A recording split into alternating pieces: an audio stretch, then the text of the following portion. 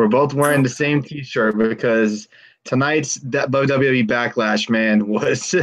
I wanted to put WTF in the title because what the fuck was that we watched?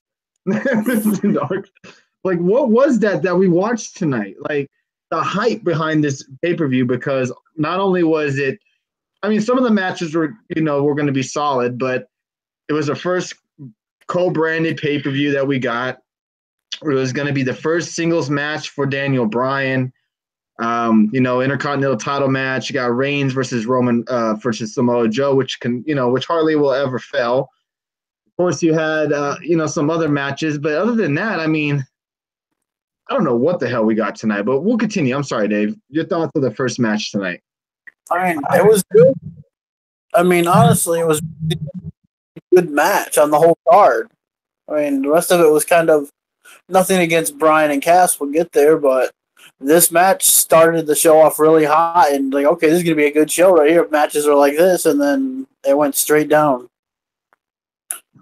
Oh, Brandon Apter says he's rewatching the Miz and Rollins match right now. Well, yeah, I don't blame you, man, because that was definitely the match of the night, like Dave said. I mean, like I said, when this match happened, I mean, you thought, man, this pay-per-view is starting off hot. We getting it's not a rematch, a rewatch. Oh, I apologize.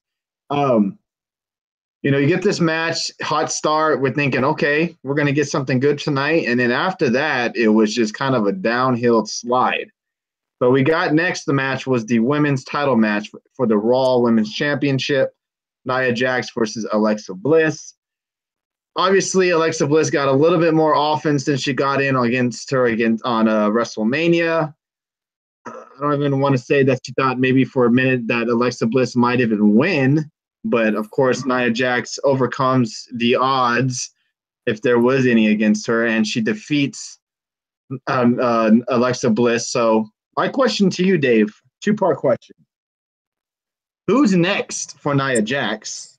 And now that the Money in the Bank is next month, that they show the commercial for it tonight, do you think – oh, Brandon Apter dropping a super heart. Holy moly. Thank you, my friend. Do you think Ronda Rousey will be in the Money in the Bank match? What's up, Brandon? Cantino's in the house. It was off the show.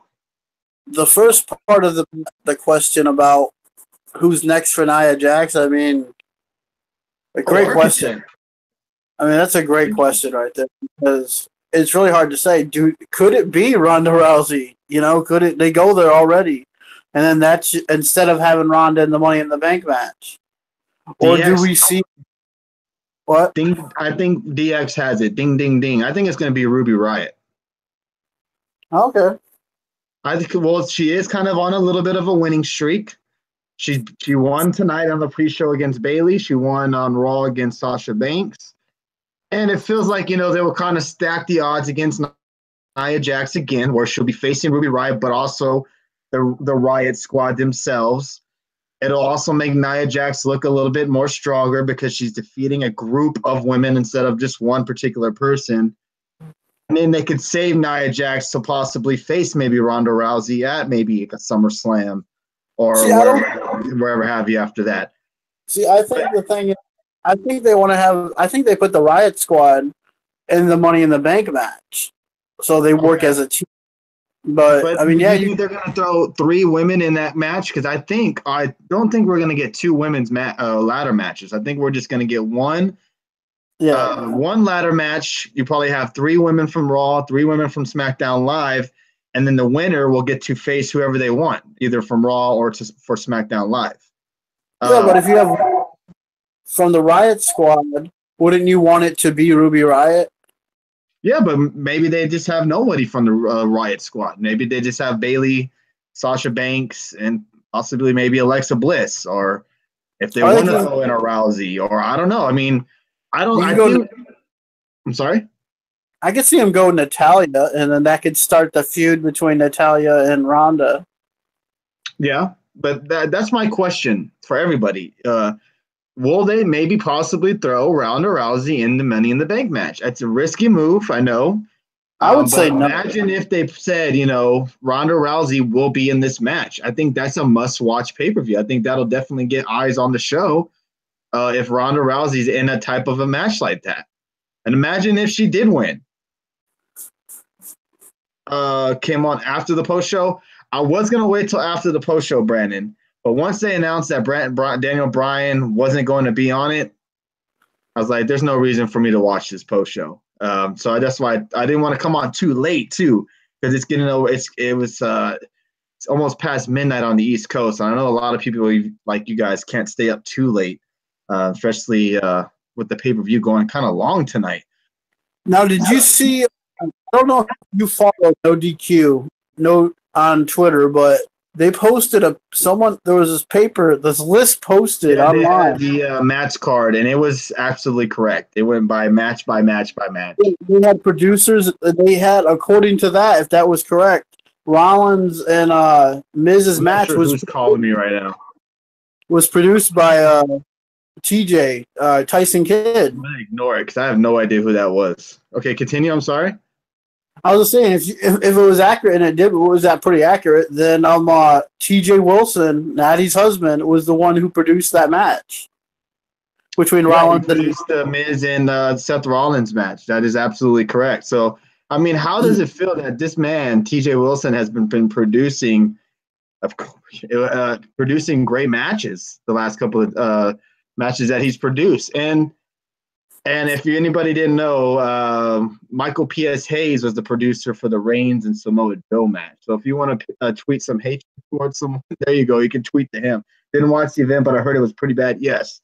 I will even say this. Redemption was better than Backlash. I will say that. I will say Redemption was better than Backlash. Would you agree, Dave? Yeah. I think it was better than Backlash. Not by a huge margin, and that's not saying much for an Impact Wrestling event, saying that Backlash was absolute garbage. But I'm just saying, you know what I mean, that Redemption was better. TJ Wilson is a perfect example of someone who understands what wrestling needs. Thank you very much. I agree with you, Adam Baum. Absolutely. So, yeah, any other thoughts on the women's title match? We got Nia Jax winning. I'm not sure what they're going to have her go out. I'm thinking Ruby Riott. I'm not sure who else they could throw in the mix. Still have Sasha and Bayley still going on. Natalya and Ronda Rousey are busy with Mickie James at the moment. What else is next for Nia Jax? I mean, there's not really too many women that they can throw out there. I'm not really sure who else they could throw out there for her.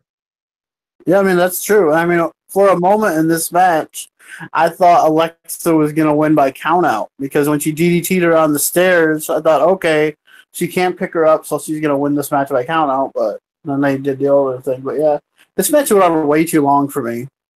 Yeah, I agree. Sorry for the bad screen name that just popped in here. I cannot, for some reason, when I try to block them, I can never block them. It's some kind of spam account, I guess. So my apologies. It's been happening ever since we've hit that VIP status. We get these kind of troll accounts that come in here, and I don't like it. It's not cool. Hey, what's up, Chris? Thank you for popping in again. Thank you everybody for joining us on this late Sunday evening. I know it's late on the East Coast, so thank you very much for y'all guys staying up with us. I was getting kind of worried especially when I was like, oh my gosh, it's Bobby Lashley and Owens and Zayn, and it's almost 11 Eastern. Wow, it's getting kind of close to midnight, and I'm wondering how long this Reigns and Samoa Joe match is going to be. But yeah, let's move on to the next match. Next match was the U.S. title match between Jeff Hardy and Randy Orton. I know one guy that was really looking forward to this match, and that was the Architect. He was telling me earlier, like man, this match, I'm really looking forward to Randy Orton and Jeff Hardy, especially since they hadn't had a match for about 10 years. They were saying on the broadcast. So Jeff Hardy does retain his titles. Randy Orton loses to Jeff Hardy. So what's next for Jeff Hardy in the U.S. title picture? I mean, is it going to be Shelton Benjamin, since he does have a claim at a title shot since he did beat Randy Orton and he kind of didn't get into the mix at Backlash. What were your thoughts on the match as well? For that part, you're defending. I think the obvious is The Miz as the champion. I think Miz is the obvious choice for the U.S. title. Miz. Oh, so the Miz just jumps right into the U.S. title picture without even doing anything to do it. Because right now, AJ Nakamura is going to, we'll get to it, but they're going to continue their feud going forward. So, I mean, if you're not going to jump right into Daniel Bryan and Miz right away, and after that match, you seem that it's going to continue with those two as well, obviously, with Miz and Cass. So, I mean, the match, I was looking forward to this match as well, and I was kind of disappointed. I didn't think it was some of their better matches. I was looking forward to the match, and I was trying to get into it. It just didn't seem, they didn't really seem to have the chemistry tonight what they did before. I'm glad Jeff Hardy won, but I mean, it just didn't seem that Backlash this time last year at Backlash, it was Randy Orton versus Jinder Mahal for the WWE World title. Isn't that pretty insane? And then that's crazy. In 2018, we're seeing Randy Orton versus Jeff Hardy for a U.S. championship. I mean, it's just crazy times a little bit. And yeah, I guess I kind of have to agree with you. I was kind of looking forward to this match too. With Jeff Hardy and Randy Orton being in the match together, you kind of have to assume that this match would be good, but it just really didn't click too well to me. I am glad Jeff Hardy did win.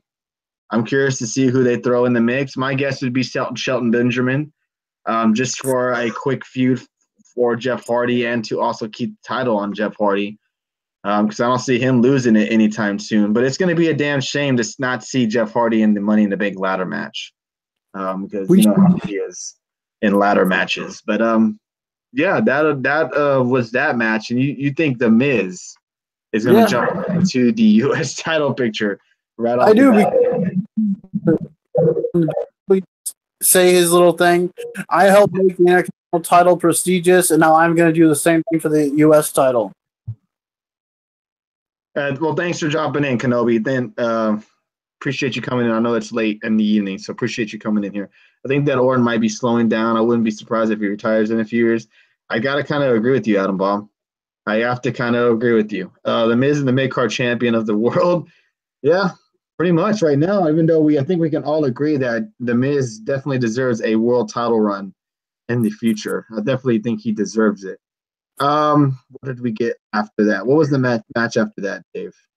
Was it Daniel? No. That was the Elias segment, everybody. That was the Elias segment where we had Elias come out to the ring. He was about to perform a song, and he's rudely interrupted by the New Day. New Day comes down and says, you know what? We've always wanted to perform with Elias. We want to walk with Elias. Elias wasn't feeling it. He goes and tells what's her name?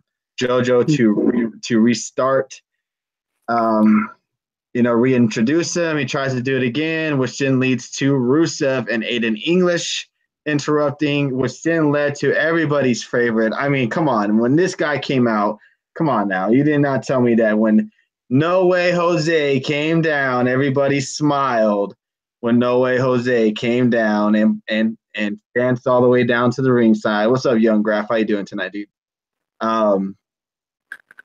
I don't know. People were saying that this segment was burying Elias, which I absolutely do not agree with. I think this was more getting him more TV time, even though he's not in a match.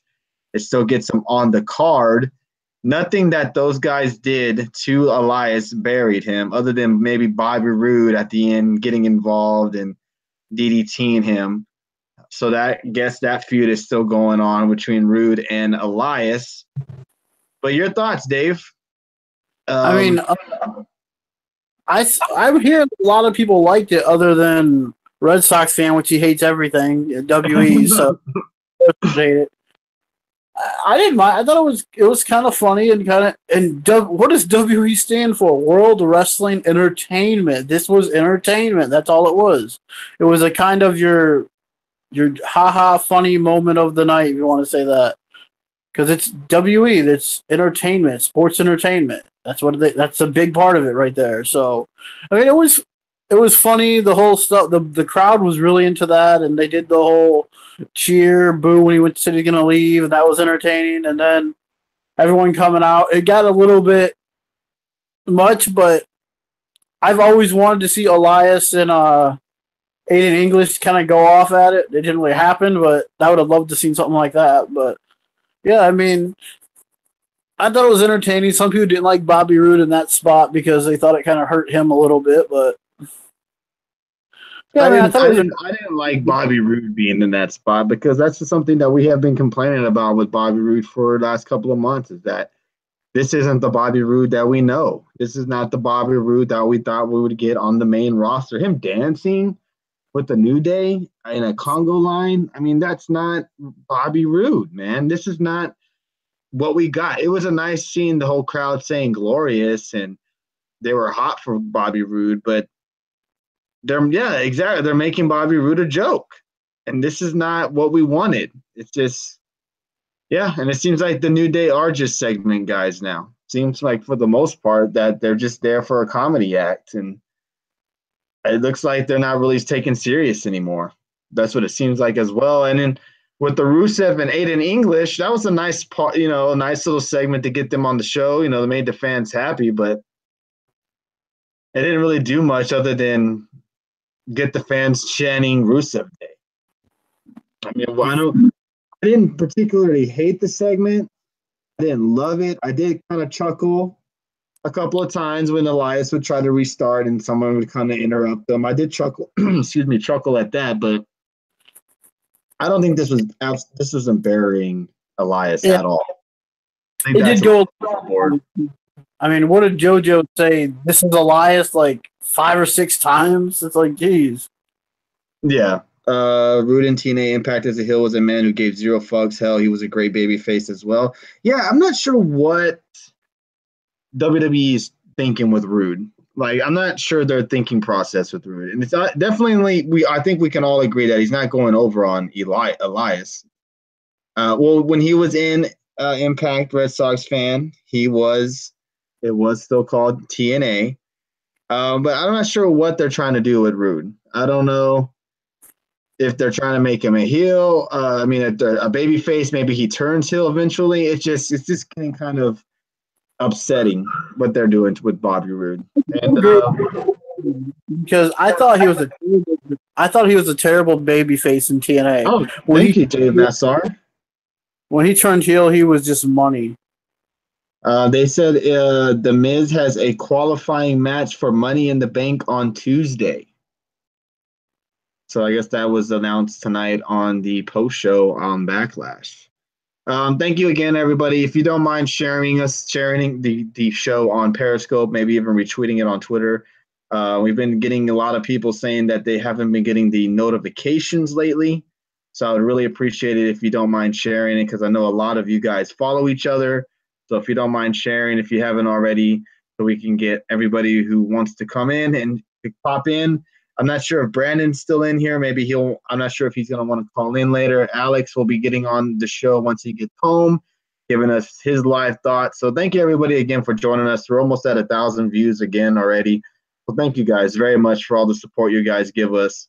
Really means a lot, like I've said a million times. I don't mean to repeat myself. So that did lead to the next match of the night, which was Daniel Bryan versus Big Cass. The in-ring debut of Big Cass since his injury a couple of months ago, or almost a year ago, and also Daniel Bryan's first pay-per-view singles match. So I thought the match was kind of a letdown, especially the ending of the match, which this Big Cass is kind of tapping out really quickly. I mean, he's this big monster, and he's tapping out so quickly. I didn't really like that. Yeah, did you catch botching at the end? No, I didn't see him botching, but I did hear the Enzo chants. Because, before Daniel Bryan lost his arm, he was holding it there because Big Cass was supposed to grab his arm and he never did. And then he was holding it there because he was supposed to fight him, putting it on. And then finally he grabbed Daniel Bryan's wrist, and then he could fight it and then put it on because it looked stupid because, like, why aren't you locking your wrist, Brian? Because Big Cass is supposed to hold his arm, but he never did. Oh, okay. I didn't pay attention to that, but I did hear. No, Big Cass is not with Carmella anymore. I did hear a lot of the Enzo chants. That was rough.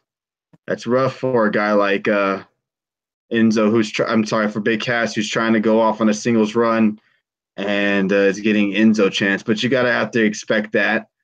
Also, the match itself wasn't that great, I thought. I mean, like I said on the show Saturday night, this could be maybe a dark horse match. But, man, this match did not live up to any of the hype that I made it up to be. Wasn't that great? I didn't really particularly like Cass tapping out. I didn't like that.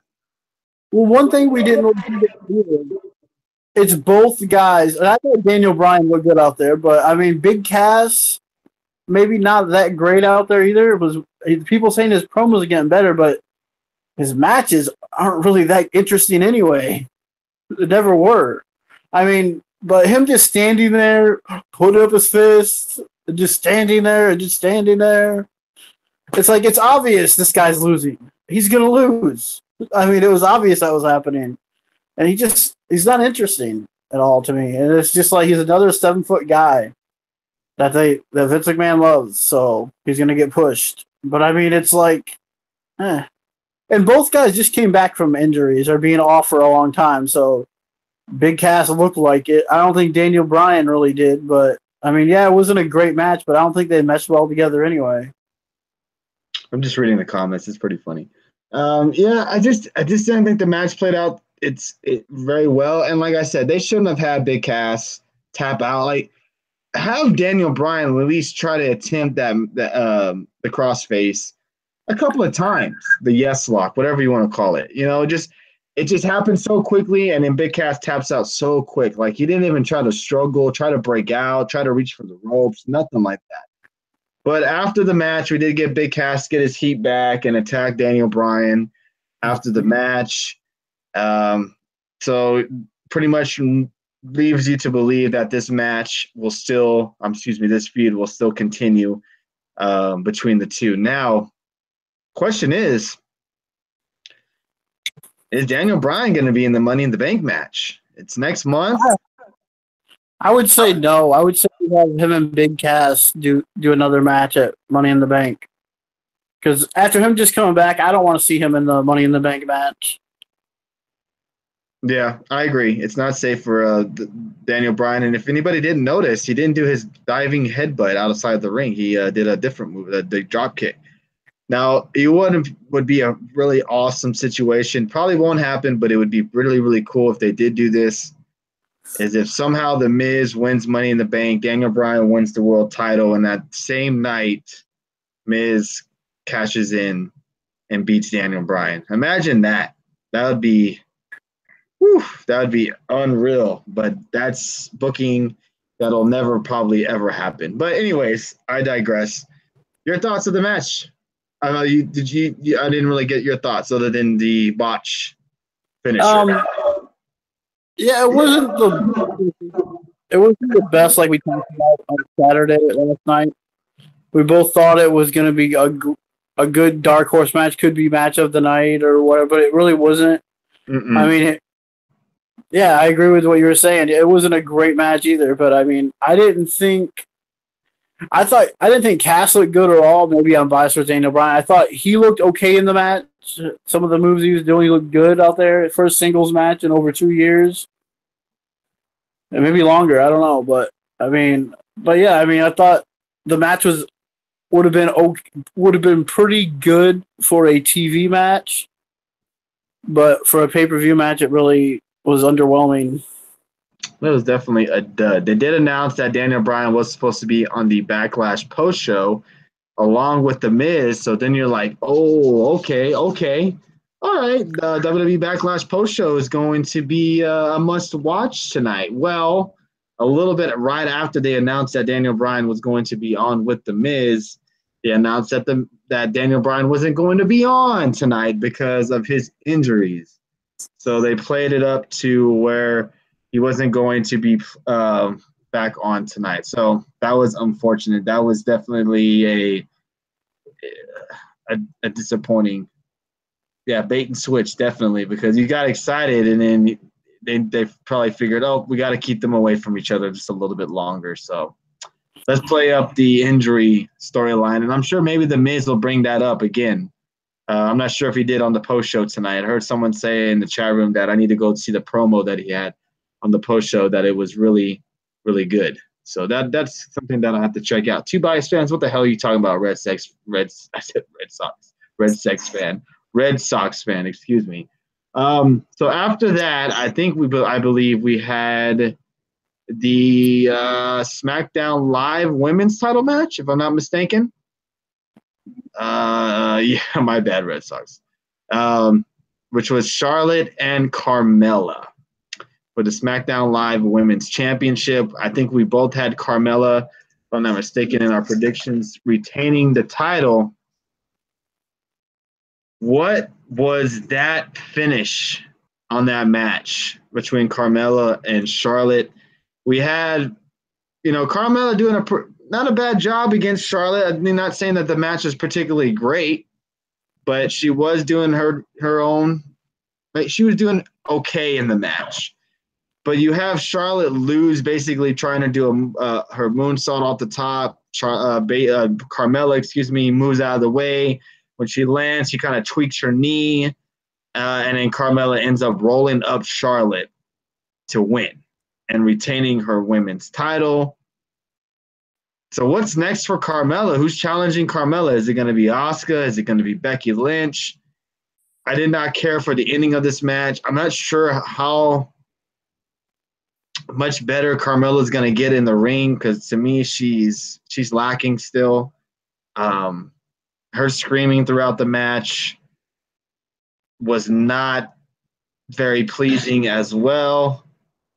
I mean, I'm not sure what to think about that match, but who's going to be next for Carmella? Your thoughts, Dave? I think go anywhere, because they can go probably a rematch. I would guess they're going to get a rematch out of this somehow. I don't know. It just seems like they'll probably go. I was surprised at the finish too. It was weird that she beat her with a roll up. That kind of shocked me.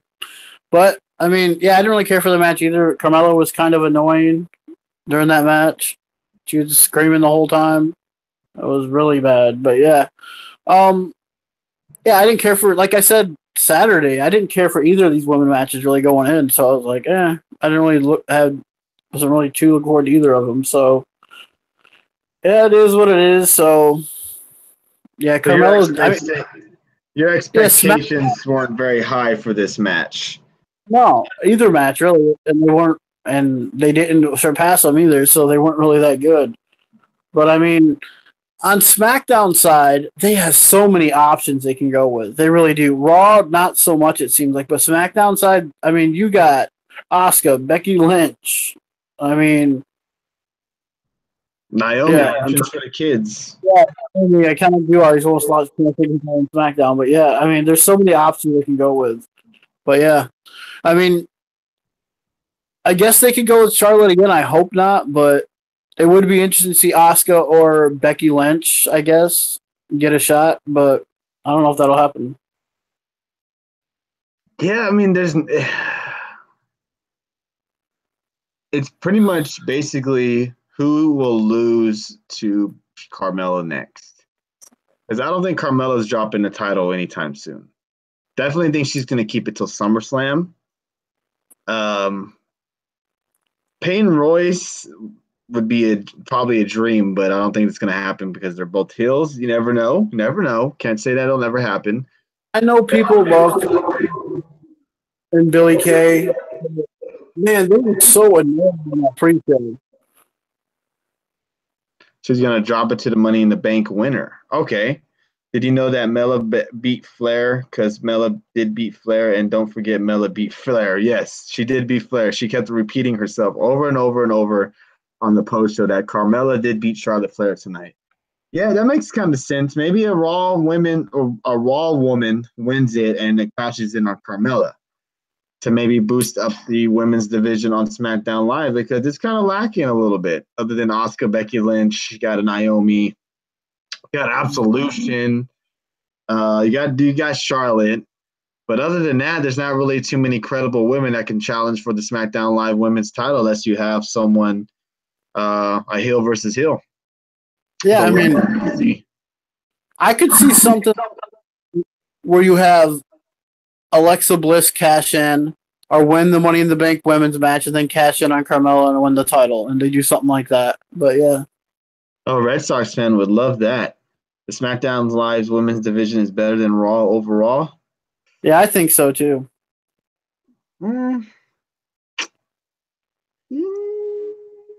Yeah, I would have to say that. So WWE realizes they screwed up not moving someone in the shakeup. Possibly. I think so. I mean, there's got to be. I don't know. I think some women. I don't know, man. I just think that they know that some guys should have been moved. Like for example, Valor should have been moved. Bailey or Alexa Bliss should have been moved. It's just a lot of people should have been moved that they didn't. I think they dropped the ball on that. And I remember back in the day, and sure, Red Sox fan, come on the show one day. I remember when they would do draft picks throughout the whole day, and you could see them on the WWE.com, and that's how you would find out. But that was before Twitter and all that stuff. Now I think they had a really small superstar shakeup. I think it should have been a little bit bigger. Well, I thought maybe some more superstars should have moved. According to Dave Meltzer, he said this dual pay-per-view was an experiment. Experiment for what? That's what I want to know. Next, we had AJ Styles versus Shinsuke Nakamura. And I did say Shinsuke was going to win the title tonight. He did not win, or he did not win, or he did not lose either as well. We got they did not answer the 10 count, so it ended in a no contest. The match itself was pretty good. It wasn't much of a no disqualification match. I mean, we saw a chair get involved, but that was really about it, if you want to say with the no disqualification rule. I mean, we did see low blows as well. Crowd went pretty wild when AJ caught Nakamura with a low blow. But yeah, we get another no contest. If anybody doesn't remember, at the Greatest Royal Rumble, we got a double count out. So, Dave, do you think this is possibly leading up to a last man standing match between Nakamura and AJ Styles? Or a cup on a pole, man. Cup on double nut kick was on. I mean, creative finish. I'll give them that. It was a creative finish with them double kicking each other in the nuts. I'll give them that. But really, they're going to give this two pay-per-views in a row of them not being able to answer the 10 count? I mean, that's just a little bit extreme. But yeah, to me, it would seem like it would be a last man standing match. Since the first time they had a double count out, second time they weren't able to reach the 10 count. That's my prediction. What do you think? You think they have a last man standing match possibly at Money in the Bank, maybe even at SmackDown Live? I mean, they could live, but I mean, I think it should be a pay-per-view if they're going to do another big blow-off match and make it mean something and give us something where there has to be a winner no matter what, you know? So I hated the match was going really good too. I thought this match was really good, and then they went in and did the creative, but another draw finished almost a few weeks apart.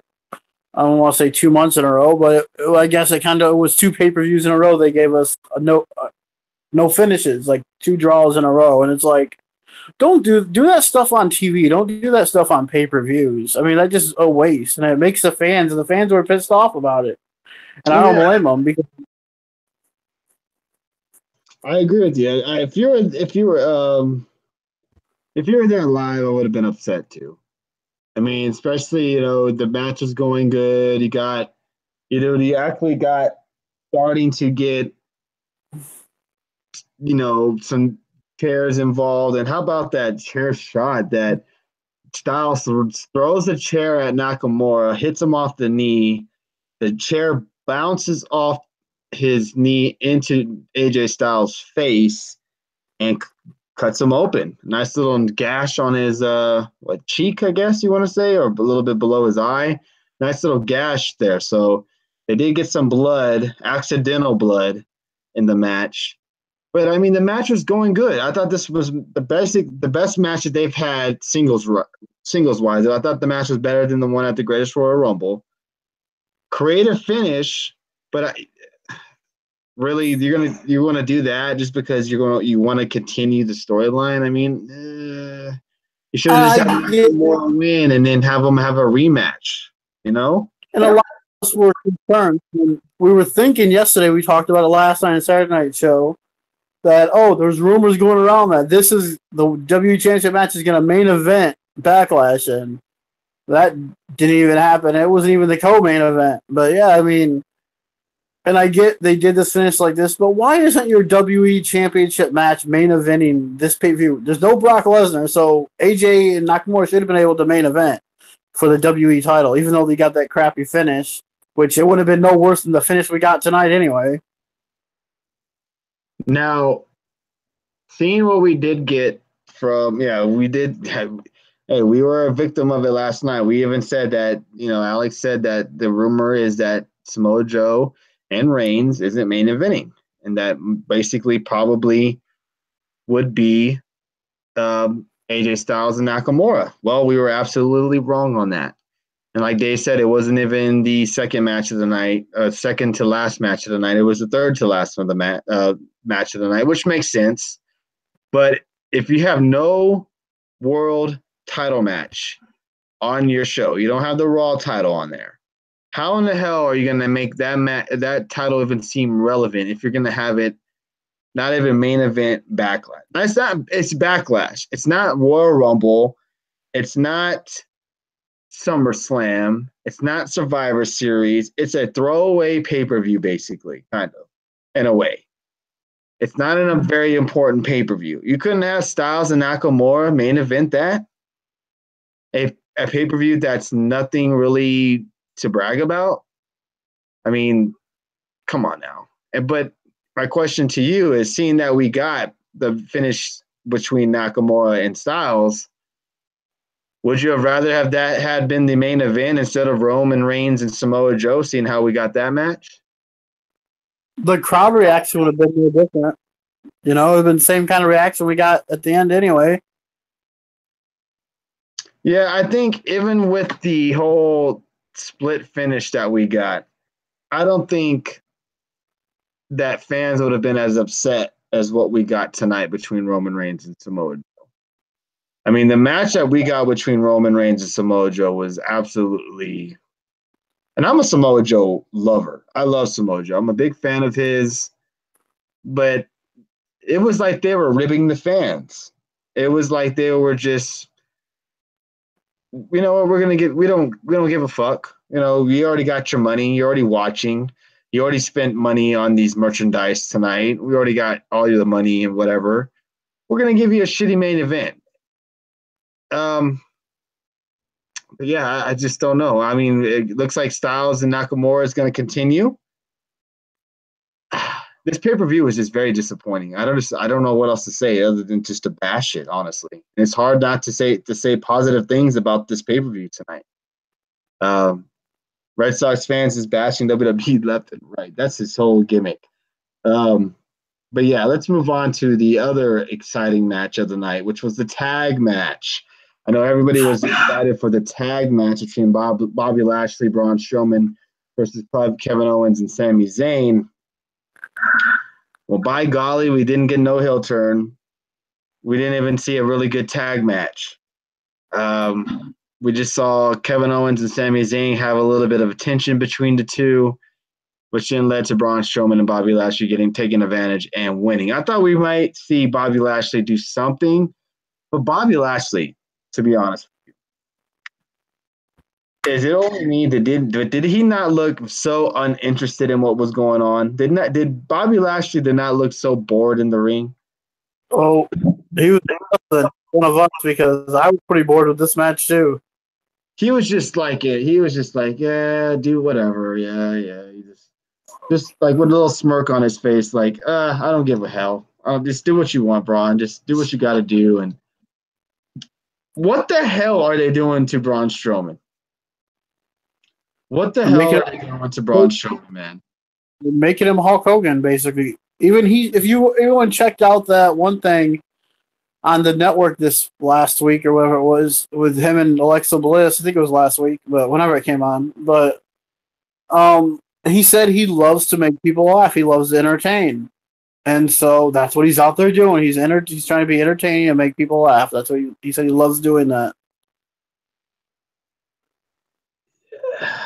Well, they're really running hard with it, and I'm not. I'm yeah, maybe Adam. He might. You never know. He might. But Braun Strowman, this guy was a monster. This time last year, Braun Strowman was flipping cars, throwing ambulances, killing Roman Reigns, destroying everybody in sight.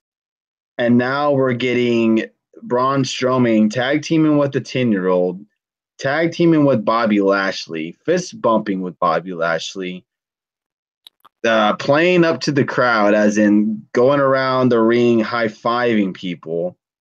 What else? He is also teaming up with a guy he almost killed, Roman Reigns.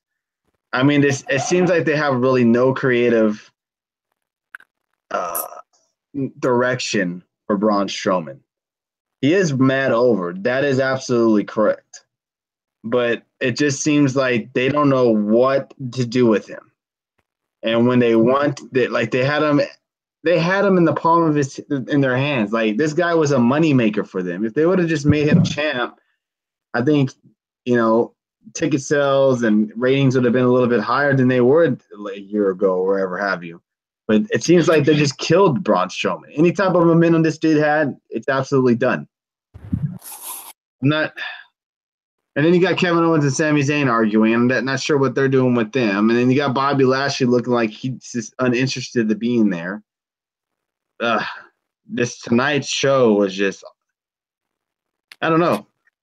It was something else, I'll tell you that. What are they doing with Lashley? All of his matches since he returned to WWE has been tag matches. Yeah. Yeah, I don't know what the hell they're doing with Bobby Lashley. They don't either. Yeah, they don't. They don't know what the hell they're doing with Bobby Lashley, Braun Strowman, Finn Balor. I would even throw in Elias. Yeah, the match was rough to watch because they don't know what they're doing. Yeah, you're killing me, Smalls. Exactly. They didn't know what they were doing. They don't know what they're doing. WWE should just not do a lot of pay-per-view like they did back then and just do the big 4 and 5. They didn't even acknowledge their tag titles tonight. Yeah, no SmackDown Live tag titles on the line tonight.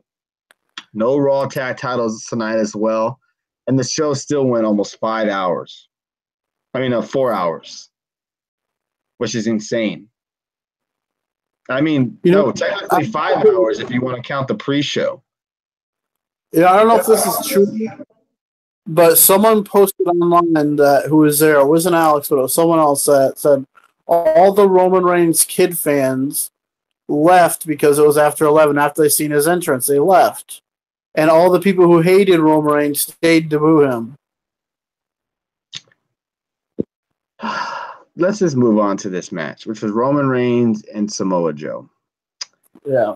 And, I see Samoa Joe, and I'm thinking, this dude, Samoa Joe is just a badass motherfucker. Excuse my language. But this dude is a badass. And then you have Roman Reigns, the guy that everybody hates. And people didn't like the match from the get-go. I tweeted this out. This was the definition of the match. Samoa Joe attacks Roman Reigns before the bell rings, which was basically Samoa Joe's way of getting over on Roman Reigns to basically when Roman Reigns ends up hitting the spear out of nowhere and defeating Samoa Joe, it makes Roman Reigns that much stronger because he got an ass whipping by Samoa Joe out of, he attacked him out of nowhere, ends up beating him up, throwing him through a table, doing all this type of shit to him. And then we get that action before the match even starts. And then when the match starts, we get 20 minutes of rest holds. I could be over exaggerating, but it was literally nothing but rest holds pretty much the whole match. And I don't blame the crowd saying this is boring, blah, blah, blah. But what's the fucking point? Like, what's the point of yelling and chanting CM Punk? Again, I'm a CM Punk guy. What does that do for you? What does that do for CM Punk or the WWE guys or Samoa Joe in the ring? That's so fucking stupid. Like, chant boring. I understand. I absolutely 100% agree. Leave if you want. But to chant CM Punk, like, this is 2018, man. He's gone. I think it's time to realize that it's time to move on from this fella and that these chants do absolutely nothing. Hopefully wake up Vince and bring in CM Punk. Yeah, keep dreaming. But it was boring. Yeah, it was absolutely boring. It's the fans' way of trolling Vince for trolling the fans with that god-awful pay-per-view? Yeah, but the way Vince was trolling the fans was giving them 15 minutes of rest holds. That was his way of trolling the fans. Yeah, no, other than Alex letting us know when I'm about to pull him up right now, I don't think there was no beach balls there in attendance. And I fell asleep. This match was bad for Joe. I don't know if it was particularly bad for Joe. The booking was, I don't know what the booking was about. It was just to make Roman Reigns look strong. Now, what's next for Roman Reigns? Is he going to go back tomorrow night on Raw and bench and moan about the title shot? What are your thoughts, Dave? No, that part probably. So he's gonna say he wants Brock Lesnar or Money in the Bank or something like that, probably. But the match, I mean, man, about the chant you're talking about, the only thing I can think of is the reason the crowd chanted that is because it's their way of kind of doing a pipe bomb by saying, "Oh, well, we don't like what's going on, so we're gonna chant CM Punk. Maybe they'll get it. We're gonna boo, or we're gonna say this is boring." And maybe, just maybe, if they would have put this match on earlier in the night and let AJ Nakamura main event, it wouldn't have been that bad. But by the time you got to the main event, everyone knew what was coming. After you got AJ Nakamura first, like right the third match before the main event, you knew, oh, great, Roman Reigns is going to be the main event of this show. And the crowd was already going to be pissed off about that. And so you already have them sitting there for over 3 hours. And then you bring out Roman Reigns for like 20 minutes. And you have Joe come out there and dominate him for about 10 or 15 minutes. And then Roman Reigns make his comeback to beat him really quick. Huge. Thank you, Dr. Huge, for the Super Heart. Man, appreciate all the Super Heart love tonight. Thank you guys again for joining us late night. I agree. But here's the thing. It's just really... We all get it. We all respect and get that Roman Reigns is not a bad wrestler. Okay, he can handle his own in the ring. We know that he's a solid wrestler. We're not saying that. We don't like the way he's booked, period. But you can't have a main event start at 11:30 Eastern time and have nothing but rest holds in the match. You can't do that. You can't do that, man. And you could, like, I get it. The Nakamura and Styles match ended in a shitty finish, but I still think that match. I don't remember any in Nakamura and AJ Styles match. What was that? You're breaking up big time. I said I don't remember any rest holds like that in the main event, like was in AJ and Nakamura at all. I don't remember any in that match at all. Hey, everybody, welcome Dr. Huge, another fellow Periscoper on the show tonight. Thank you for joining us, man. I know it's late night, so thank you for popping in. And thank you for the Super Hearts as well. Very much appreciated. Yeah, I mean, you can't have a match like that late in the evening, man. You want to get the fans going. You want to get the fans excited, cheering, not walking out during the middle of your main event. And that's what you got. You had people. That's what Alex was tweeting. I saw pictures online of people walking out of the main event. Granted, it is 11 o'clock Eastern time. I can understand if people are leaving. It's late. Kids have school tomorrow. But man, you want to keep those fans around. You have a solid main event. Like I was saying, Nakamura and Styles ended in a funky finish. But I think the fans would have much rather have had that main event than what we got between Roman Reigns and Samoa Joe. Because at least that match was exciting. At least that match had you going. With Samoa Joe and Roman Reigns, the exciting parts happened at the beginning of the match when you had Samoa Joe beat the hell out of Roman Reigns. And the fans are behind it. Fans are going nuts.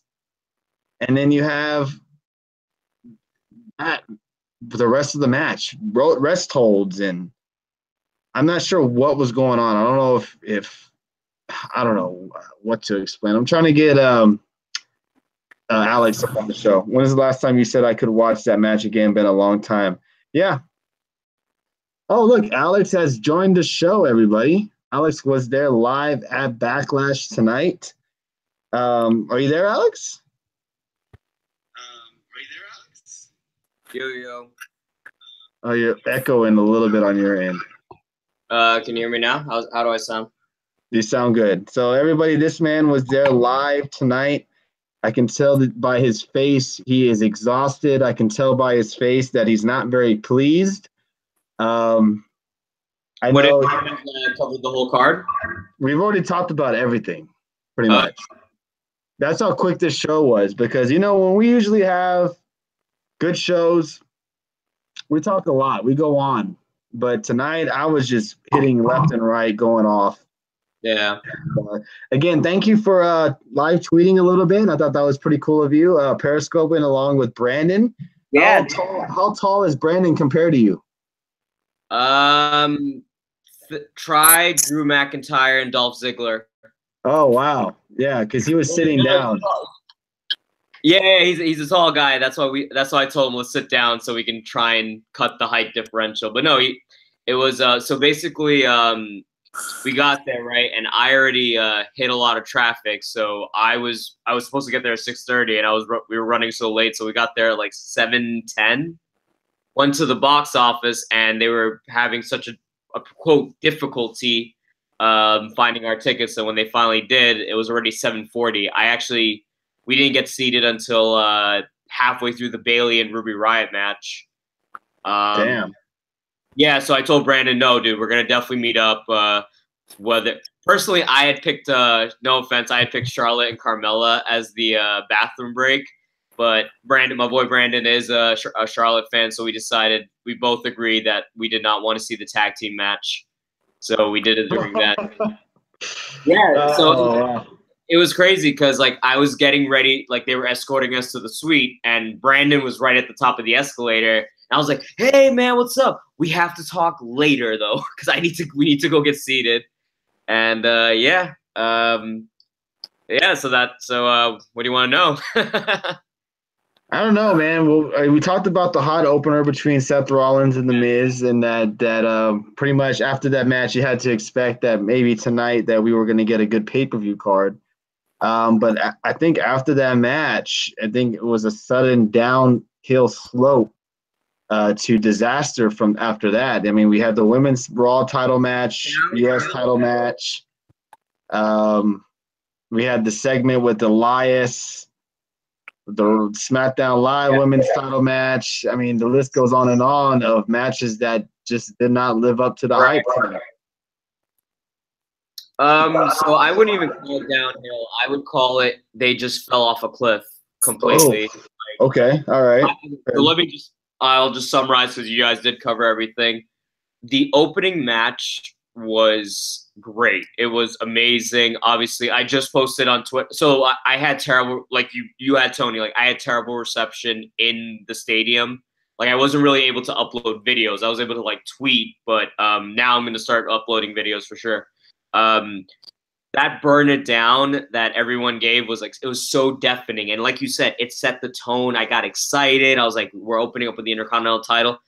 And that was an amazing match. All the reversals. And we said it with Brandon, like, regardless of who you thought was going to win, most likely, when that second Skull Crusher finale hit, I was like, no way. They're not going to do this. And yeah, it was a great match. And it kind of, and yeah, like you said, I thought it was going to be a great pay-per-view, and then just went right down the fucking shithole. I don't even, a slope doesn't even do it justice. The crowd was definitely dead, and I don't know if you touched on it, but WWE just posted Alexa Bliss has a shoulder injury. Oh, does she? They just announced, I don't know if it's a work to, if she's still recovering from the surgery she had or if it's legitimate, but yeah, apparently she's injured. So yeah.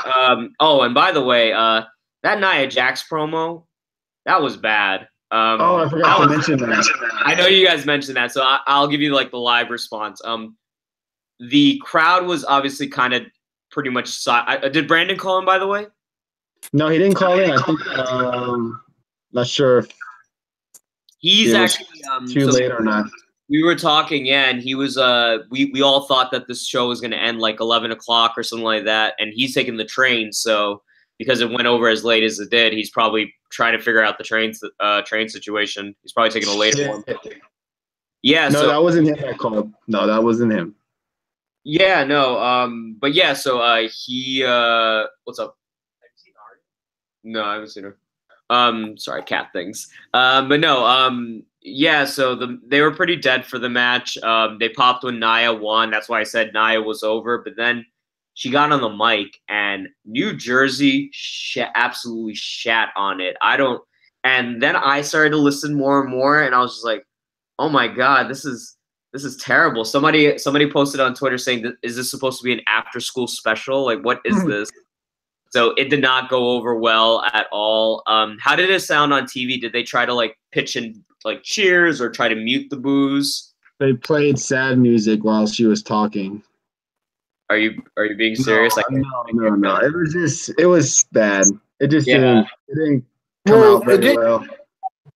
To me, it didn't come across like it was a lot of boos out from my view. I did hear some boos, but it didn't sound like deafening boos. It didn't sound like a Roman Reigns reaction. But don't get me started on that. Oh my God. Yeah, it made sense what she was trying to do and get across. I get what they were trying to do, but I'm not surprised Alexa Bliss is injured. The way Nia Jax is throwing her ass around like a rag doll, like holy crap. There was a spot. I think it's when she like pretty much did like a toss in the middle of the ring, and you heard the thud. Like we heard the thud, and we were like, "Holy shit!" But yeah, maybe it didn't sound as apparent, but trust me, live, Nia was getting booed. They were just shitting on the whole promo. Yeah, well, I mean, what do you expect, man? She's going out there telling everybody, this is all for the bullies, and everybody bullies get their ass kicked. And I mean, how far long are you going to go with this damn storyline? We get it. And we Jackson get bullied because you're big. We got it. But I'm sure all those bullies got their ass kicked by you. And we just had that amazing opener, which I can't say nothing but great things, man. I mean, The Miz and Seth Rollins really just brought it out. And, yeah. Obviously, I was really excited for Daniel Bryan because, like I said, like this is the first time I saw Daniel Bryan as an active wrestler. Like before his, I didn't see him during the Yes Move, so that was pretty cool. What I really didn't like though was the whole "We want Enzo" chants. I'm like, dude, you guys have the chance to be a part of Daniel Bryan's first singles pay-per-view match back, and that's what you're chanting, like. So, and that match was very underwhelming. I obviously I was just like, oh, Big Cass just tapped. Okay, then. And he even botched the beatdown that he was supposed to give Bryan, and the whole crowd just did not care for this at all. And it sucks because it's still Daniel Bryan. Yeah, the match didn't play off as well as I thought it would be. I know last night I said it could be a Right, a dark horse for a possible match of the night. You know, I haven't tweeted out that Daniel Bryan's gonna make the big cast look like $1 million, but even Daniel Bryan can't make look like $1 million. And tonight, as much as Big Cass has worked hard to get back in the ring, he did not look very good tonight. I'm over this feud. I'm done with it. I really. Adam Bomb says, "Do people in New Jersey care about anything?"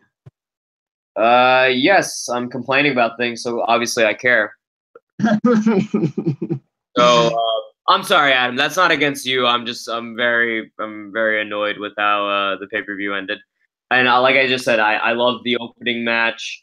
I don't care for people chanting obnoxious CM Punk chants, so I'll always be complaining about that every time, live or as watching it on TV. Get over it. You walked out. If you want to chant something, we'll get into that. But anyways, what else happened? Carmella versus Charlotte. Like I said, guys, I tweeted about it. I like Carmella a lot as a heel, but the reaction for this was terrible. Carmella barely got a reaction. Yeah, I mean, the match to me was kind of boring as well. Yeah, I agree. It was boring as hell. But when you can hear Carmella, like me and Tony could, we talked about it, clear as day, you know it's not good. Yeah, no. Oh, and you guys didn't really hear much from your end, I'm assuming. Oh, she's screaming like hell. Oh my god! The whole goddamn match. I mean, you're gonna have to wear earmuffs watching a damn Carmella match. I had to get up and turn my TV down. Greetings from Guatemala. Wow, pretty cool that someone from Guatemala is here. Yeah, so that happened, and that match sucked. I'm sorry. Yeah. I was trying to be as very. I was trying to be positive. It's a live pay-per-view, but I'm high, and I like Carmella, but this and you know what? Even the people around me, like they weren't like wrestling fans like we were. They were more the casual fans type of things, but even they were saying like Carmella just did not look like a convincing champion to them. Yeah. We lost Tony. Yep. So he's back. I'm back. It's gonna make me look like an asshole.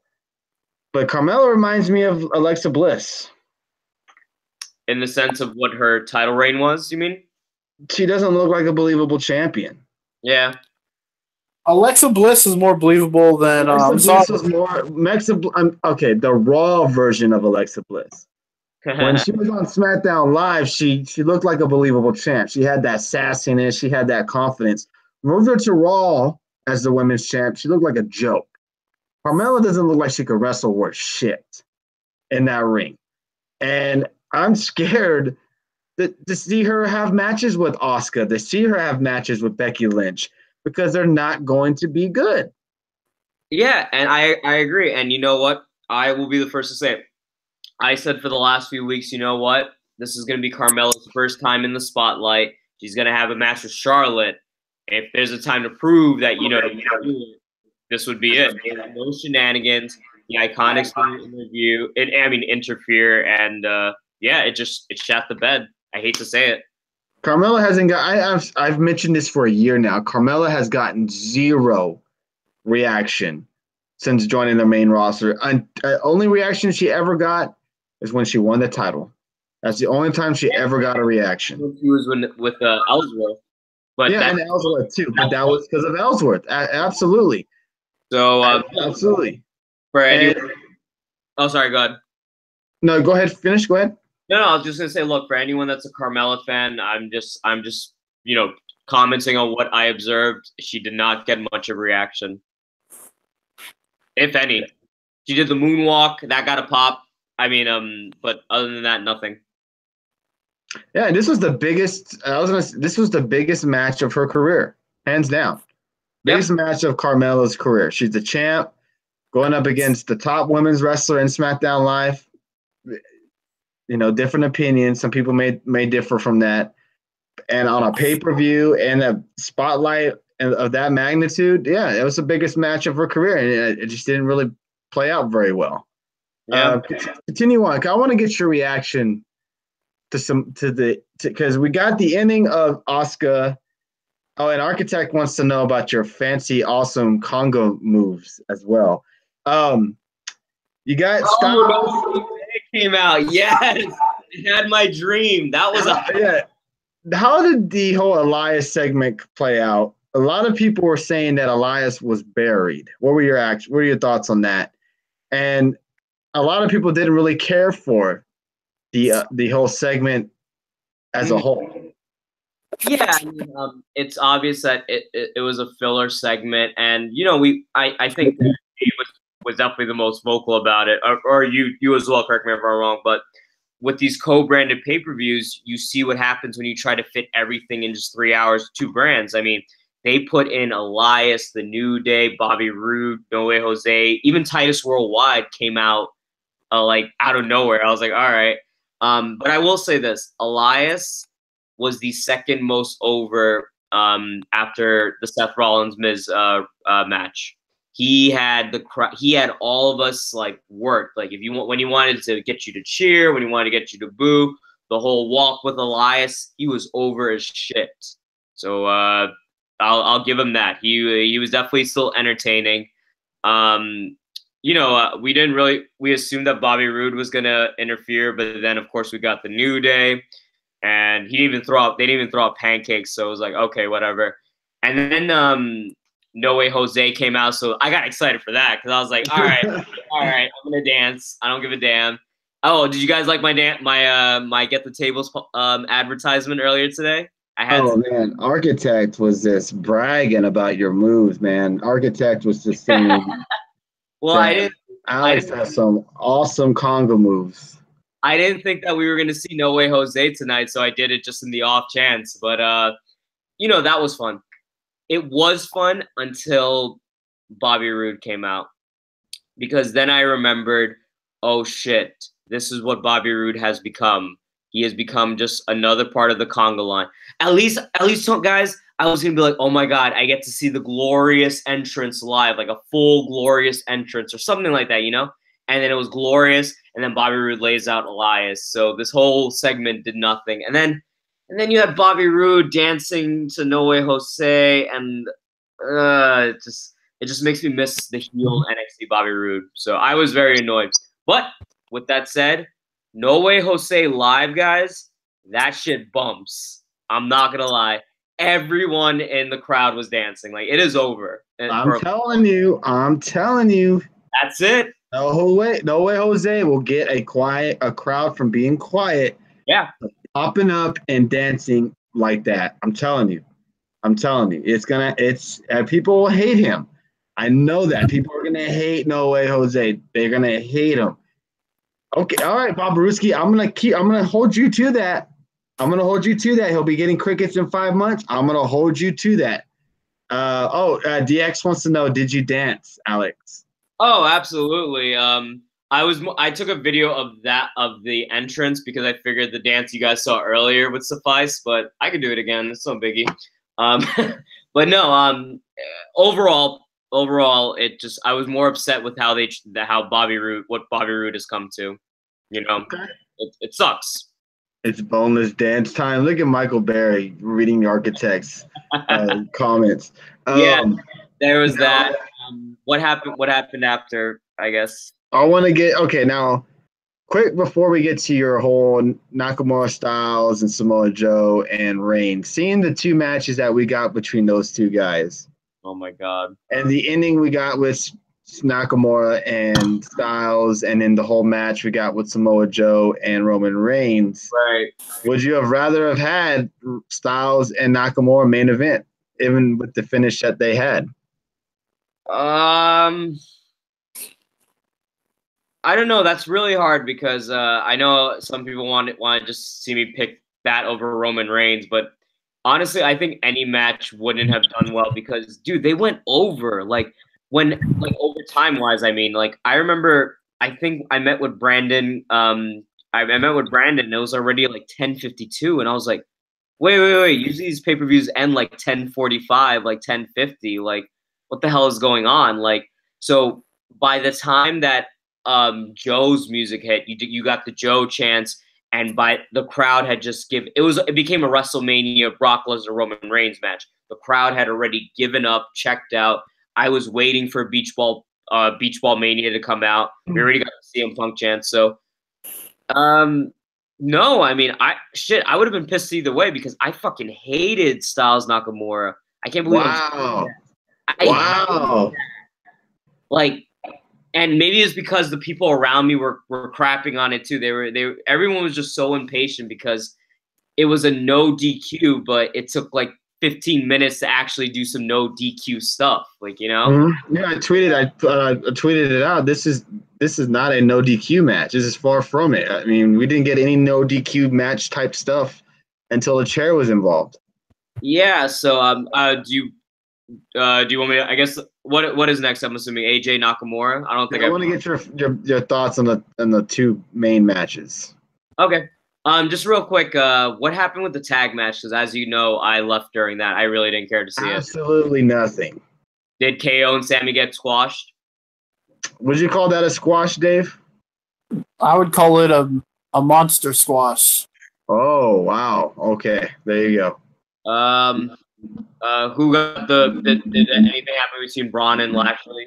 At least? Nope. Oh, it was just them being buddy in the crowd and going Braun. Support Wrestle Talk. Support Get the Tables podcast. Come on now. How are you gonna come into our show and tell us to support another person's show? We support people that we know personally on Periscope, but you're gonna come random ass someone and come talk about someone I don't even know. So I am in a very shooty mood, guys. This is a very annoying pay-per-view, so but anyways, no. Okay, so nothing happened out of that. All right, well, I guess there goes my prediction. Whatever. I did say that last. Yeah, you're exactly right, Architect. I will focus exactly. Sorry. Lashley did not look interested at all. He looked so fucking like, why the fuck am I here? Look on his face. Yeah, and just to comment on that, obviously Braun got a huge pop when he came out. Lashley, and this is not me being biased, Dave. Don't worry, he didn't really get much of a reaction. I don't know how it was perceived on TV, but it wasn't anything compared to how Braun was. Everyone was asleep by this point, anyway. Yeah, no, I agree. They really screwed up on the timing. I guess that's probably why Carmella and Charlotte lasted as long as this. I was sure. Oh, and Jeff Hardy and Randy Orton, that was a disappointment, at least for me. That I don't know. Something just was not clicking between them. It looked like Jeff Hardy is pretty hurt. I don't know. He just looks really injured nowadays. We basically did the exact same thing. Me and Tony both did. We were both looking forward to the match, but then it's like their chemistry they had 10 years ago wasn't there anymore or something. Right. I was talking to the guy next to me, and he was like, yo, man, it's crazy like how 10 years ago these guys were like killing it at the Royal Rumble or whichever pay-per-view they feuded on, and now we're here. And I'm like, yeah, right. And then the match happened, and before I knew it, the Swanton Bomb got hit off, and I was like, oh, okay, sure. And it's not even the Swanton Bomb anymore. All it is Jeff can do nowadays. He just flips and lands his back on him. Because before, he used to do the head and go right over him. And now it's just a straight backsplash on him. Yeah, I don't know if it really just seems like to me that Hardy's hurt. He's still hurting, you know. He just doesn't feel the same, you know. Young Graf said that it looked like Jeff Hardy got hurt during the match, so maybe that's a possibility. Or it was suplexing him on the barricade like 5 times in front of us, and we're like, oh, okay. But yeah, no. I just wanted to say that. Moving on. I want to get to your thoughts on since you absolutely hated it. Yeah. I'm terrified that Jeff might end up suffering a career-ending injury. I agree with you, Adam Bomb. This guy shows no fear, so it definitely could happen. Let's get your thoughts on Nakamura and Styles. I thought the match itself was good. The finishing of the match was not. I thought it was a creative finish, though. I just didn't care for the outcome of the match. Yeah, maybe because of the timing of how the pacing was of the show was overall. It kind of, I guess we were all hoping like this would kind of just pick us up, and we got our expectations a little too high to like wake us up, but it didn't do that. I will say this though. Anyone that plans to go to a show live, you are in for a treat because Shinsuke Nakamura's Rock entrance is fucking awesome. I will say that. That was awesome. Apart from that, the match kind of, it just, I don't know, it just felt, it was kind of like the greatest Royal Rumble to me in the sense that they were definitely working the heel face dynamic, obviously. And but it took, in my opinion, it took too long for them to actually start to get into the no DQ aspect, and Yep. gave a bad taste. Yeah, and it gave a no DQ aspect, and obviously I was just laughing. I was just like, "Where's the low blow? Where's the low blow?" So then it was like an Oprah moment. Nakamura's like, "You get a low blow," and then Asia's like, "You get a low blow." And he's like, "All right, I'm gonna kick you in the nuts." He's like, "All right, well, I'm gonna kick you in the nuts," and I was like, "Oh fuck this." You know what? That first low blow when AJ did it back to him, that reminded me of being with some friends or even my brothers, where you hit someone in the nuts and they hit you right back. Yeah. You know what I mean? That's what it reminded me of. You just hit someone right back in the nuts. Also, I love AJ, but he is a babyface idiot for not wearing a cup. I don't know what made him think this would be any different, but whatever. Yeah, no. WWE gifts and stuff. I will say this: the crowd did pop when AJ did low blow Nakamura back. That did wake them up. I will comment on that. But yeah, I think the ending did really. And you guys know from me now, like if an ending is really really bad, it kind of just destroys the match for me. So when the crowd realized that the ref was starting to like do the bell, we were waiting. Okay, is there going to be a restart? No. All right, fuck this. Okay, maybe that means Joe will win. Maybe we'll go home happy. Foreshadow. No. So yeah, the match sucked. I hate to say this because guys, how many times have I talked to you guys about their Wrestle Kingdom match? How much I was so excited for this, and now I want them to move on. I want Samoa Joe and AJ Styles. I want Nakamura to do something else. Like I'm done. I'm done with this shit.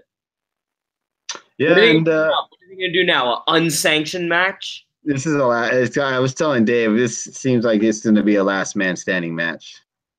Oh my god! And in terms of the Road Dogg booking, I will tell you because I did read some dirt sheets after because I was just so mad. I was like, there has to be some backstage reason why this shit sucked, and I don't mean the match. I mean the show.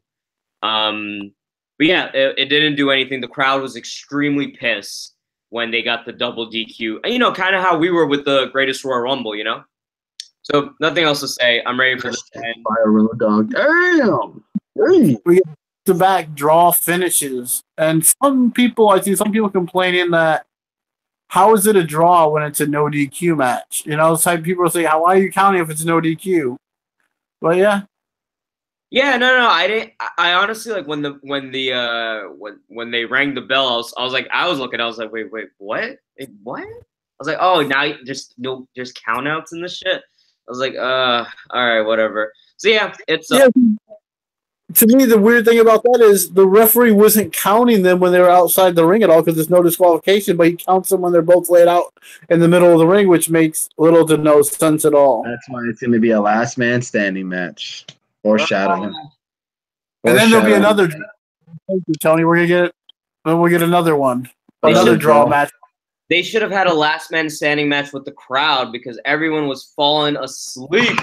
Fuck this. Sorry, guys. I'm over it. But that's what I was thinking, man. I was like, this has got to be rough on the people that are there because it's almost midnight. They've been there probably since, you know, the pre-show, even probably before then, seeing, you know, whether you want to get there early. Man, that's a long night. I mean, that's like a WrestleMania night. Hey, it drains you, man. Doesn't it? Those long-ass pay-per-views drain the hell out of you. I got to give it to you, dude. I'm complaining about this. I don't know how you did a whole 4 days of this madness. Holy crap. Get ready when you go to WrestleMania, man. It's nonstop. WrestleMania, it's nonstop. At least you had a great takeover, so there was that. But no. Yeah. Let's get to the match of the year. Come on, Alex. Let's hear your opinions on the match of the year main event. Yeah, and let me just finish up by saying, WWE, why am I still surprised you somehow managed to fuck up AJ Nakamura? I know I'm being very explicit, Periscope, you can ban me. I don't give a shit. I'm king 90. Block me. I don't care. This shit sucked. Anyways, in terms of the Samoa Joe Roman, so Brandon and I, the reason why we finished our Periscope is that we heard Bobby Lashley's music hit. So we're like, oh, I guess the next match is starting up. So I was starting to walk, and I heard the promo package, and I literally walked back into the suite as Samoa Joe was like, his music started to hit. I was like, woof. So Prudential gave Joe the Joe chant, but well, you guys know this match started at what, 11 o'clock, 11-ish. So we got the crowd, we got the pop that we wanted. So I was happy for that. Roman got his big boos as expected, this and that. And then, the match actually started off like somewhat entertaining. I mean, Joe put Roman through the table. So, the crowd was definitely awake for that, because that's what you should do. When you are over time, when you are running late already, make it fast, shorten the match, make it as exciting. And we thought that's what was happening, or at least I thought that was happening. And then the bell rang, and the crowd immediately just gave up. I'll tell you the chants that I started hearing. I heard Rusev Day, which okay. And oh, by the way, guys, did I not tell you guys what happens when you chant Rusev Day? All you do is tell management Rusev Day is a fad. It is not for the guy himself. Because guess what? Aiden English came out, Rusev Day chants. Rusev came out, happened at WrestleMania, happened every week. And look, I like Rusev, but I'm telling you, you fans who keep chanting Rusev Day when it's not apparent, you're just telling Vince this is just a fad. But go ahead, and then complain why he's getting buried. What can I say?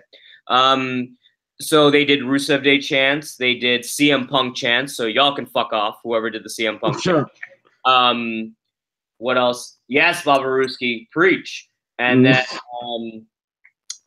we got Johnny wrestling chants. I heard those. And in between these chants, people were leaving. Even when I was when I left Brandon and was going back to my area, people were already starting to leave. Like people from my suite, people were just leaving. They just didn't care to see the match. So when I walked in and I was sitting down, and like I guess 5 minutes into the match, like they were scattered. There were empty seats throughout the stadium, and the people that remained, we got those chants. We got CM Punk, Rusev Day chants. We got This Is Boring. We want Johnny Wrestling. We even got a little bit of a We Want Nicholas chant. Like we got basically the crowd checked out and they hijacked it. And as for the match itself, guys, you do not put a rest hold on at 11:15 p.m. Oh, and by the way, for anyone that is curious, like Michael Hayes was the one that produced this match. So if you have some problems with it, you should add him. I tweeted. I said that earlier during the. Okay, yeah. This is Michael Hayes match for sure.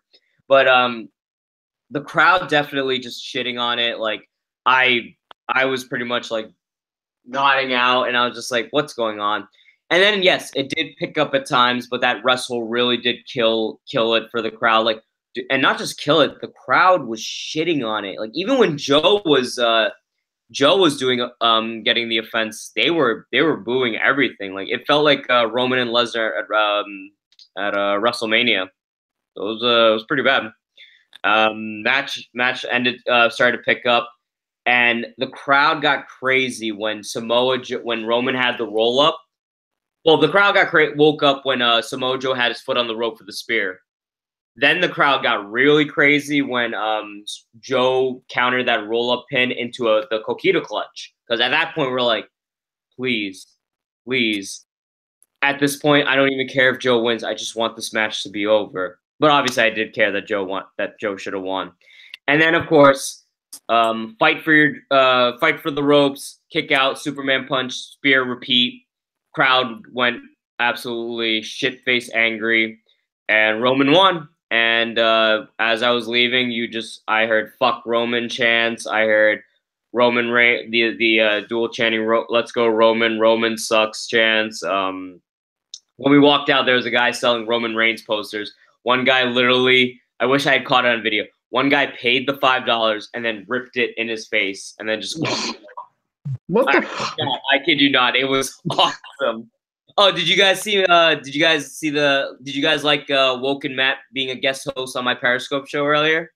Yeah, I saw that. I saw that. Now, see, people are. Is this the worst pay per view of the year? People are running out of the arena as soon as it ended. People are running out of the arena before the pay per view even ended. Yeah, it was bad, guys. They're asking if this was worse than 2017 Battleground. So let me look up 2017 Battleground. All right, let's see how bad that was. Now, we haven't rated the show because we're waiting for you to get on. Oh, is there any other questions you want just from a live perspective? Biggest boos, what I don't know, whatever. I got one for you. Got one for you quick. Okay. I heard some people tweet saying, "Oh, well, I heard cheers after Roman Reigns won." I want you to clarify that and tell them why they really cheered.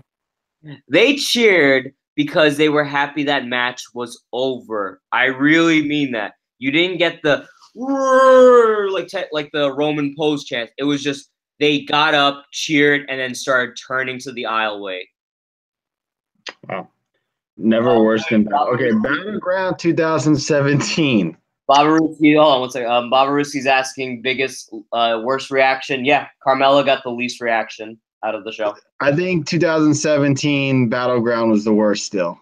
Reading the lineup. We got Aiden English versus Ty Dillinger. We had New Day versus the Usos.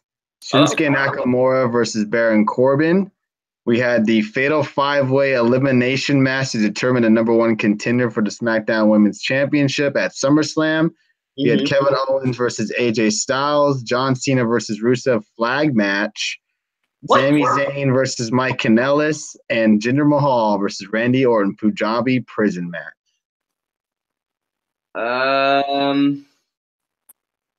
No. I'm sorry. I think this was worse. Wow. Oh, wow. Battleground ended at 10:45 or 11. I don't remember it going over like that. Yeah, I mean, Seth Rollins and The Miz was that it. And that, guys, that's a card that had Daniel Bryan on it. And I didn't even like that match. The only thing I liked was that I got to do a yes chant with Daniel Bryan. You know? That was it.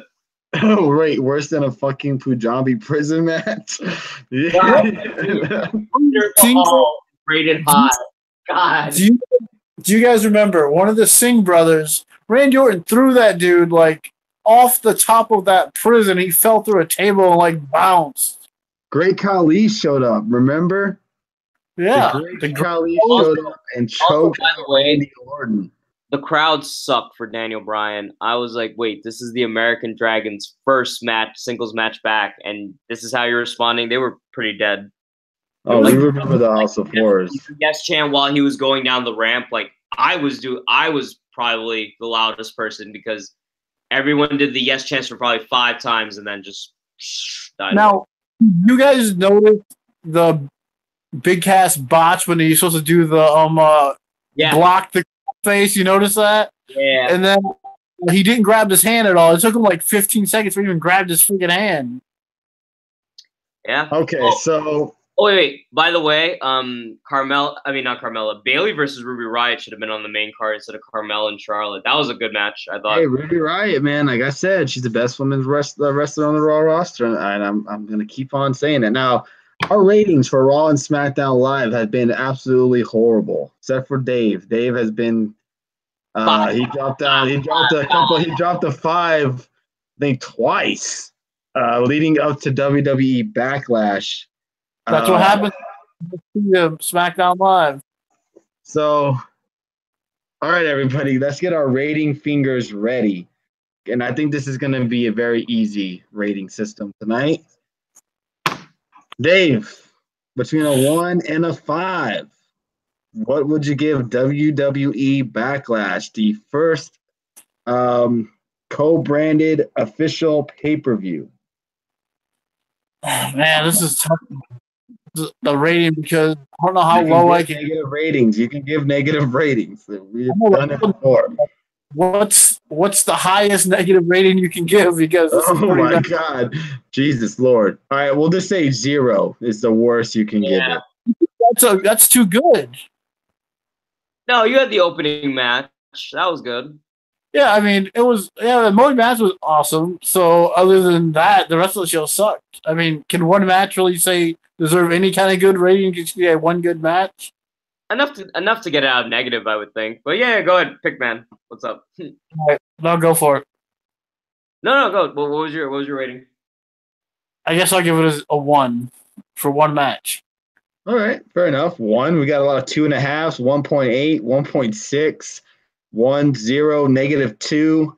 Gets a 2 only because of the Rollins match. Okay, Alex, you were there live. Your rating for WWE Backlash. This is not for you guys. This is the WWE. You want my rating? It's a 1. It's a 1. I'm giving you guys a 1. Wow, damn. How about that co-branded song the roster sang? Oh man, that co-branded song is beautiful. Why did they play that at 10:40 in the night? It's already we already have the co-branded pay-per-view. You don't need to play this again. They want you to be excited. Hey, seriously, you know what's worse than that song though? Carmella's song that they keep playing over and over. Which one? That me thing. I think that's what it is. Yeah. Oh, God. Yeah, it's all about me. Yeah. I give this pay-per-view a 1.5. Okay. What's that for? The half is for Roman Reigns going through a table. Fair enough. Okay, that works. What would you give Nakamura AJ mind the ending? I thought, like I said earlier in the show, I thought the AJ and Nakamura match was good. AJ did bleed. There was blood at least. I just didn't care for the ending. I thought the match itself was pretty good. But It really wasn't much of a no DQ match. Yeah, I agree there. But AJ Nakamura, like the whole match was focused around just low blows, and that's what it seemed like it was all focused on a lot of. Because you got, okay, when's he going to go for the low blow? And then AJ did it, and he did it. Then we had had to be your stupid finish. How did we mostly enjoyed the Elias segment, but you could tell that segment definitely probably made the show a little bit longer than it probably should have been. Yeah. But yeah, Heck, so nothing against Rollins and Miz, but they went long as hell too. Yeah, I think that was like at least 20 over 20 minutes, right? Yeah, filler time gone too long. Definitely, that's what happened. It went a little bit too long. Alex, how did the chair bump play live? Which chair bump? The exploder onto the chair? Probably the one where AJ threw the chair at Nakamura. Oh, the knee, towards the knee, right? Yeah, that made a good thud in the crowd, and we did pop for that. That was a good spot. Who won Roman versus Joe? Seriously, bruh. No, don't remind me. You guys saw my 5-second periscope of me just the Miz proving why he's the best in WWE tonight. Wow. That roll up reversal with the into the skull crushing. That was awesome. I will give Miz that. That was freaking awesome. The big dog, says Babaruski. Babaruski, the only Roman Reigns fan in this chat room. I can guarantee you that.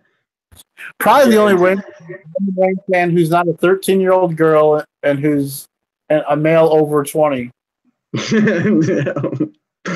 Yeah, maybe, possibly. But again, thank you guys for joining us on this late evening. I know it's 1 o'clock in the morning on the East Coast. So thankfully, thank you guys for joining us on a late evening. We had about 30 to 40 viewers live through whole show.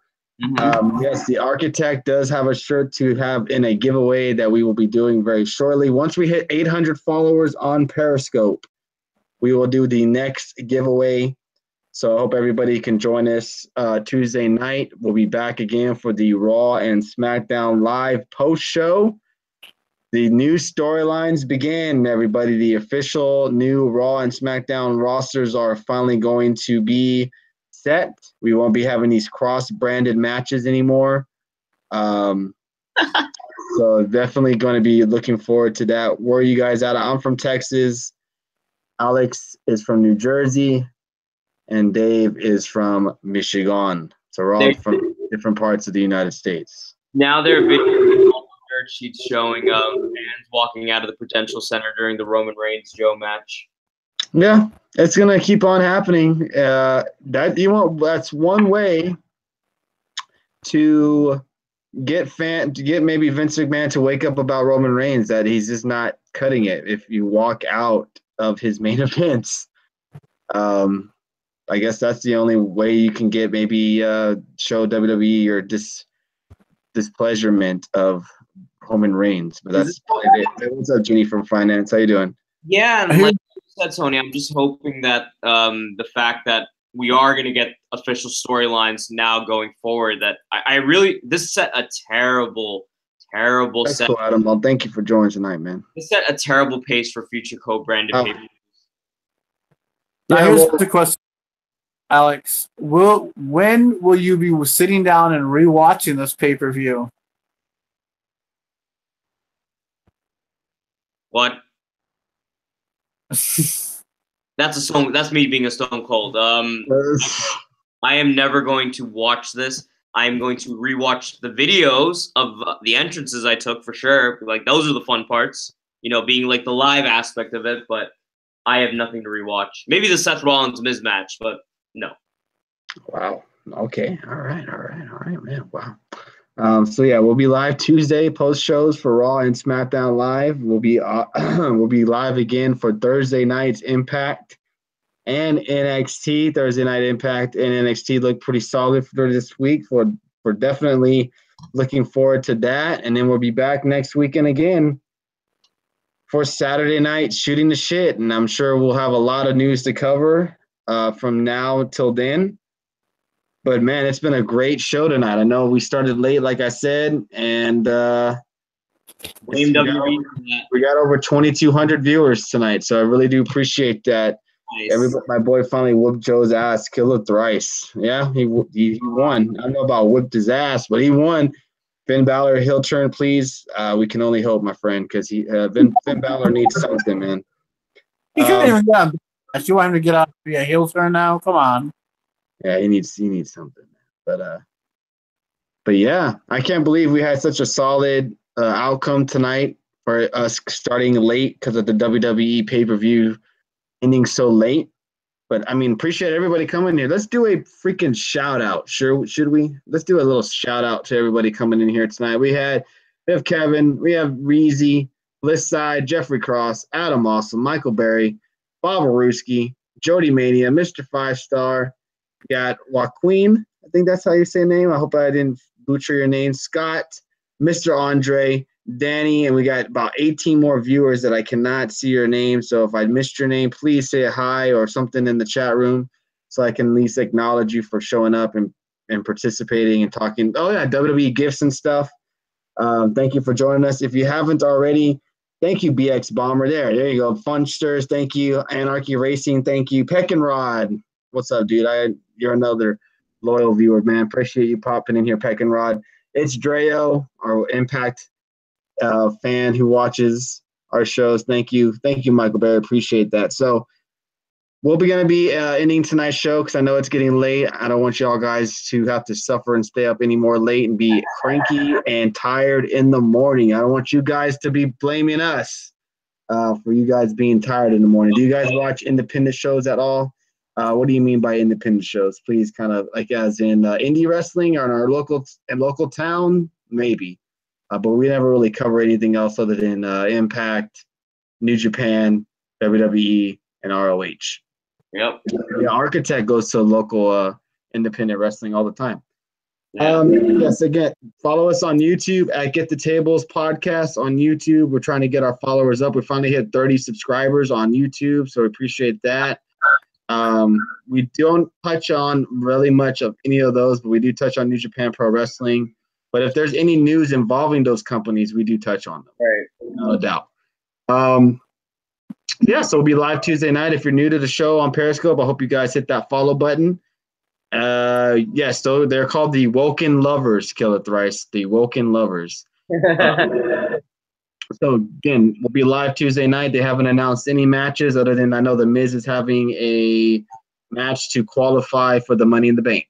That's all we know so far. So thank you guys so much for joining us tonight. Yeah, back rash was back trashed. Exactly. And you guys have a great evening. Thank you, Bomber. Appreciate that. Night, Bliss. Night, everybody. Hope everybody had a great time tonight. Thank you guys for joining us and all the interaction tonight. It was awesome. Like I said, we had an average of 40 viewers the whole night. Hit almost 2,300 viewers. Y'all are great. There you go. There's my bonus architect. Thank you for the super hearts again. Michael, Mr. 5-Star, Brandon After, and Dr. Huge. Thank you guys for the super hearts. Thank you guys for all the regular hearts as well. We're almost at 5 million, everybody. We're getting there. And like I said, when we hit 800 followers on Periscope, we'll be our next giveaway. So everybody have a great week. Hopefully the week goes by quickly for you guys. Hope you all have a great Monday. Tomorrow night's Raw. And no, not the women lovers, the woken lovers. And I hope everybody has a great Monday night and great Raw. We'll be live tweeting from Get the Tables podcast. Alex will be live tweeting as well, and Dave as well. And we hope everybody has a great Monday. And we will see you guys, remember, Tuesday night live on Periscope. Thank you, everybody. Peace.